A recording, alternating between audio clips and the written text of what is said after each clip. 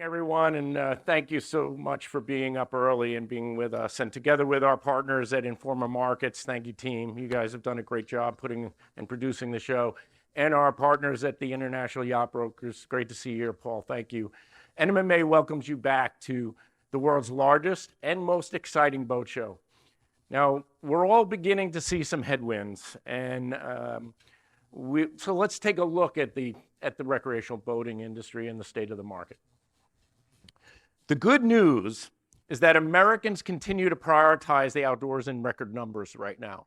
The latest data from the Bureau of Economic Analysis in the Department of Commerce, it shows that outdoor recreation economy has generated $862 billion in economic output, $862 billion, almost $1 trillion in 2021, accounting for 1.9% of all US GDP. It puts us in the top 15 industry sectors in the country. And recreational boating and fishing is the #1 contributor to that sector. Now, during the period measured, America's outdoor recreation economy grew an outstanding 18.9% compared to the 5.9% of the overall US economy. And our job growth, well, that was an impressive 13% compared to the national average of 3%. The data underscores that the fact that outdoor recreation, as well as boating and time spent on the waterways, is a major, major economic engine for this country and a major job creator. Now, this enthusiasm for getting on the water has helped our momentum in 2022. Yes, last year was the second highest year for marine expenditures, led basically by the new boat sales and the used boat sales, the pre-owned. Last year, we reached 1 million pre-owned boats sold, marking only the third time since 2008 that we have reached those levels. And since the pandemic began, we've also welcomed more than 1 million first-time boat buyers. And with this migration, this mass migration in the country to waterfront communities, riverfronts, and lakes, and work from anywhere trends continuing, these are very positive signs for the future of the market and market expansion due to an untapped pool of new consumers, similar to what Dave just showed, as well as the new pool of boaters and renters and boat club members. So when it comes to production, and we see what's happening in the manufacturing sector, supply chain bottlenecks are easing, and we're starting to see dealer pipelines finally refilling. In some ways, the supply chain disruptions were a real blessing because it reduced dealer inventory, their carrying costs, it preserved margins, and maybe most importantly, it kept boat builders from overproducing. This means that both the boat manufacturers and the dealers are entering 2023 with much healthier inventory levels than other sectors like RV. Now, coming off of record sales growth and extraordinary growth, new powerboat sales in 2022 stabilized to just over 260,000 units last year, which is 25% above our historical averages.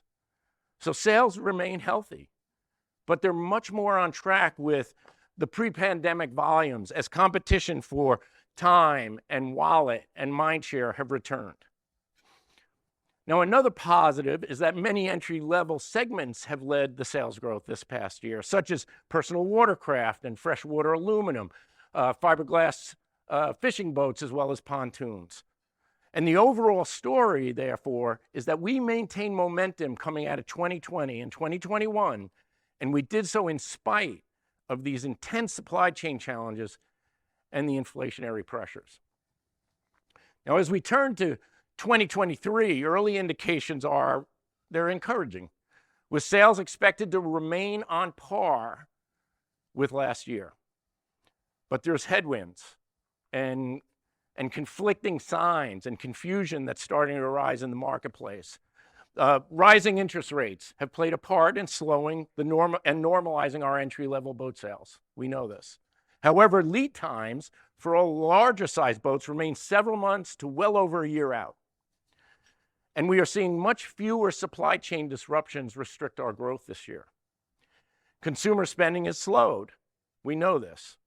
But we're also encouraged by what we've heard coming out of the first 6, 7 consumer shows in this past few months.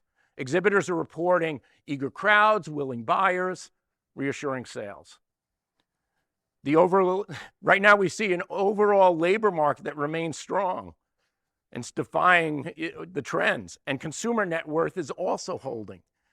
But the Federal Reserve right now continues to fight inflation by all means necessary, including multiple rate increases, which we've seen, and potentially more on the way. And we all know as interest rates rise, the impact on boat sales as well will vary by market and category. So uncertainty abounds, and we know this is going to continue into the foreseeable future. Now, to ensure the future success of recreational boating, NMMA is focused on 2 core strategic priorities. One is advancing proactive advocacy, and the other is expanding the boating market while we're facing down any of these issues that could impact us and restrict growth. On the advocacy front, last year, without warning, without industry consultation, NOAA Fisheries proposed a federal rule that, if unchanged, would impose a 10-knot speed restriction from Massachusetts to Central Florida as far as 90 miles out for all boats over 35 feet. This would be devastating for the industry. Now, conservation is at the heart of the entire recreational boating and fishing community. We've always known this. It's in our soul. And we believe that the endangered right whale must be and needs to be protected. But we need balanced solutions rather than regulations that go way too far or intrude on boater privacy rights or cut off access that ultimately harms small businesses and coastal economies and everyone in this room. So the recreational marine industry is encouraging NOAA to work with us, to find us, and the U.S. Coast Guard, to find a solution and utilize advanced technology to monitor migrating whales and the whale pods so that all boats, both large and small, can avoid the whales altogether. We can do this. NMMA is working very closely with a coalition of industry partners to advance this balanced approach. And here's how you can help, every one of you. On the screen is a QR code that will link you to the Boating United Action Alert. Please take out your phone and join me in taking the next 20 seconds to scan this QR code, and this will immediately take you to a quick website. You type in your name, put in your address, boom, and it goes, you'll send a letter right to your members of Congress. We need Congress to hear from everyone in this room and everyone we know and begin congressional hearings on this really overreaching proposed rule. If you'd like to learn more about this rule, NMMA is going to be holding an exhibitor briefing later today, actually on Friday, on February 17th at 9 a.m. here in the Miami Beach Convention Center, and it's in room 238.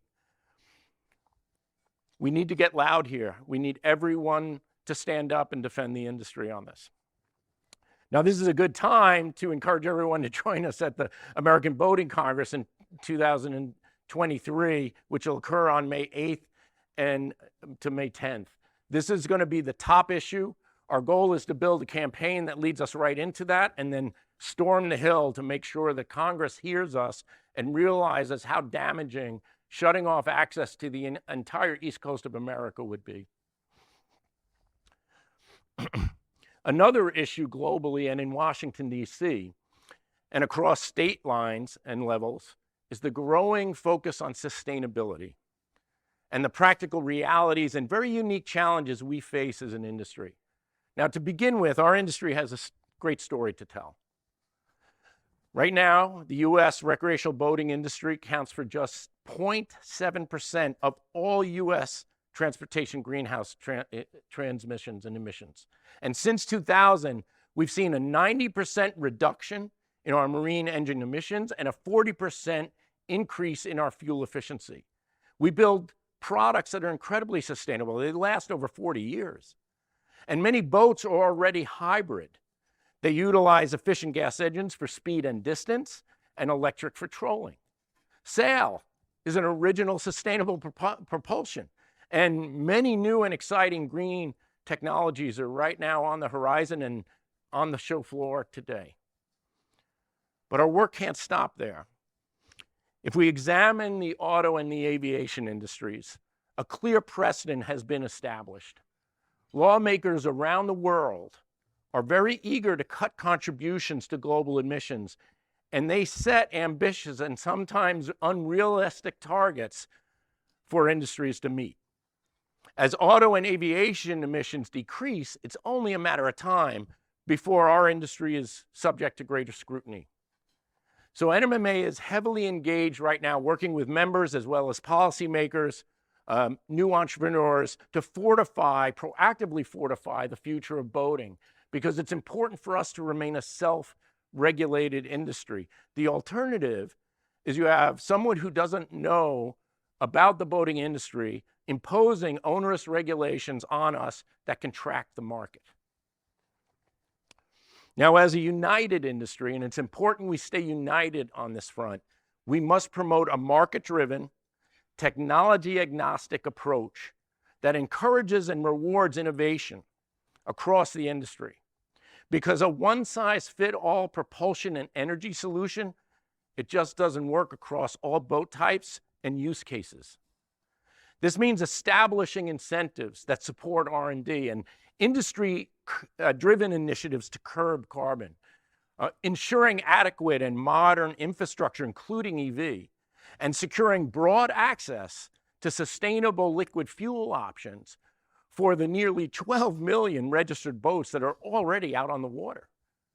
By pursuing this multi-pronged approach, we'll dramatically reduce our carbon footprint, serve and retain our current customers so we keep them in the lifestyle, and Dave already showed how important this is, and attract a whole new generation of boat owners to newer technologies which will protect the industry and expand the market. Also central to our goal of increasing consumer market share is Discover Boating's Omnichannel Strategy.